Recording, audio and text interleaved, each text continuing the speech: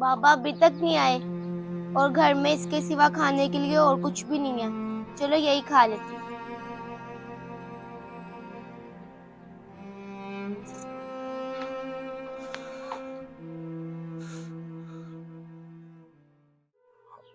आज भी मालिक ने पैसे नहीं दिए और घर में खाने को भी कुछ नहीं होगा। मेरी बेटी भूखी होगी। अब मैं क्या करूंगा?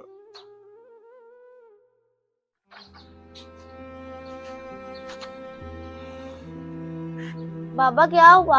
आप बड़े परेशान लग रहे हैं। बेटी, वो काम से ना पैसे नहीं मिले, इसलिए परेशान हूँ।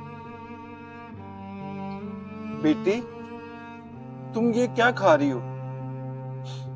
बहुत परेशान हूं मैं अपनी गरीबी और बेबसी पर। बाबा ऐसे नहीं कहते। हमारे जो प्यारे नबी है ना, आप सल्लल्लाहु अलैहि वसल्लम, उन्होंने गरीबी अल्लाह से मांग के ली थी। माशाल्लाह, मेरी बेटी ने कितनी प्यारी बात कर दी। या अल्लाह, तेरा शुक्र है, तू जिस हाल में भी रखे। चलो बेटी, मिलकर खाना खाते हैं। हाल जैसा भी हो, हमें अल्लाह का शुक्र अदा करना चाहिए। अगर आपको हमारी ये वीडियो अच्छी लगे तो सदका जारिया समझकर शेयर ज़रूर करें।